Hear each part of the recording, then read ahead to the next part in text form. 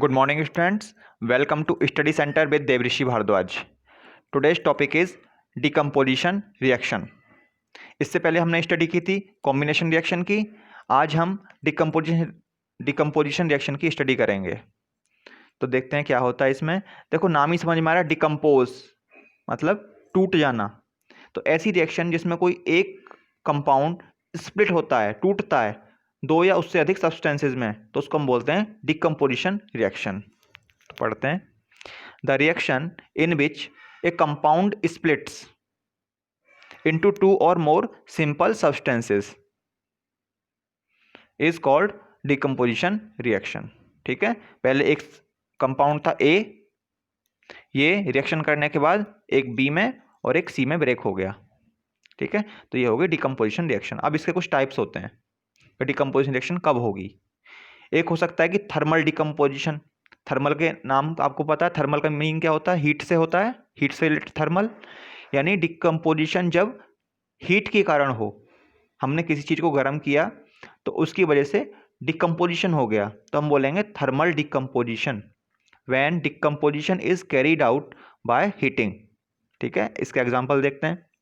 जैसे ferrous sulphate FeSO4 है, इसको गर्म करेंगे तो क्या हो जाएगा?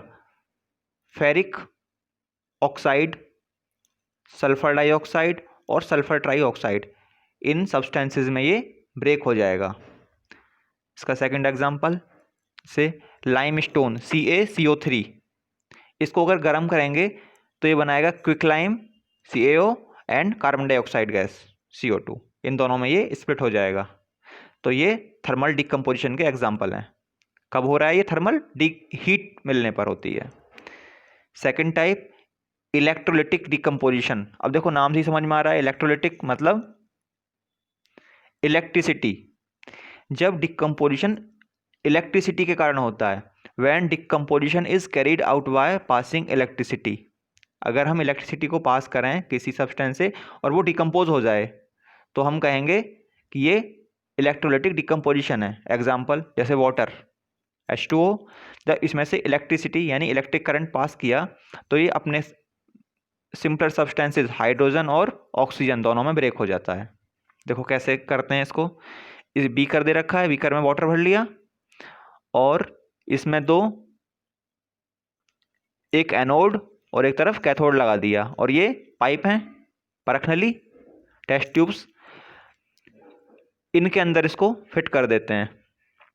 अब क्या होगा कि जो वाटर है इलेक्ट्रिसिटी के कारण, जब इलेक्ट्रिसिटी पास होगी तो अपने सिंपलर सब्सटेंसेस हाइड्रोजन और ऑक्सीजन, देखो हाइड्रोजन इसमें आ गया जिसमें कैथोड लगी हुई है, यहाँ कैथोड लगी हुई थी इस तरफ, और ऑक्सीजन ये इधर आ जाएगी एनोड की तरफ.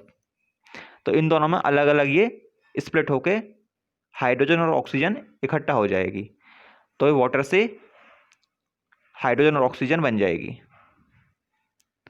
थर्ड टाइप इसका फोटोलिटिक डिकम्पोजिशन. अब देखो फोटो का मीनिंग समझ लो. वैसे तो समझ में आ रहा है, इसका मीनिंग होता है लाइट से. ठीक है ना, फोटोलिटिक. अब मतलब when decomposition is carried out in presence of sunlight. अगर डिकम्पोजिशन सनलाइट की वजह से हो रहा है, मतलब किसी चीज़ को सनलाइट में रखें और वो डिकम्पोज हो जाए, तो हम कहेंगे ये फोटोलिटिक डिकम्पोजिशन रिएक्शन हो रही है. जैसे सिल्वर क्लोराइड, इसको अगर हम सनलाइट में रख दें तो ये सिल्वर और क्लोरीन गैस इन दोनों में स्प्लिट हो जाएगा. इसके अलावा सेकंड एग्जाम्पल सिल्वर ब्रोमाइड, इसको सनलाइट में रखेंगे तो ये सिल्वर और ब्रोमीन इन दोनों में डिकम्पोज हो जाएगा. तो ये इसके एग्जाम्पल हैं.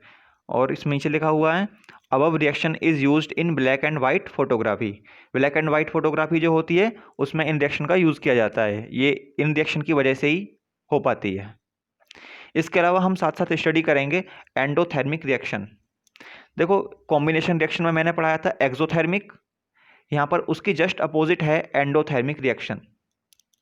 इसमें क्या होता है? देखो थर्मिक का मतलब तो हीट से है, थर्मल हीट से, और एंडो का मतलब है कि जिस रिएक्शन के लिए हीट की जरूरत पड़े, मतलब इसके लिए हीट चाहिए, तभी रिएक्शन होगी।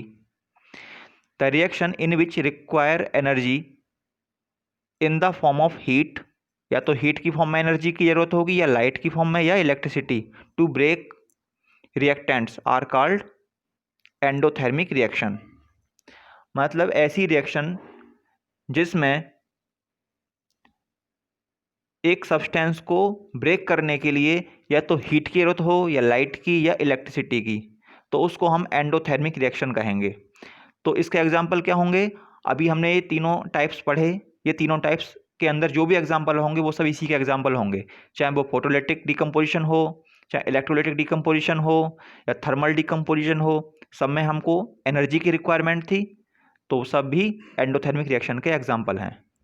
ठीक है, तो आई होप कि आज आप समझ चुके होंगे डिकम्पोजिशन रिएक्शन में उसके तीनों types, thermal decomposition, electrolytic decomposition, photolytic decomposition, और उसके अलावा एंडोथर्मिक रिएक्शन, इन सबको आप जान चुके होंगे। So thank you.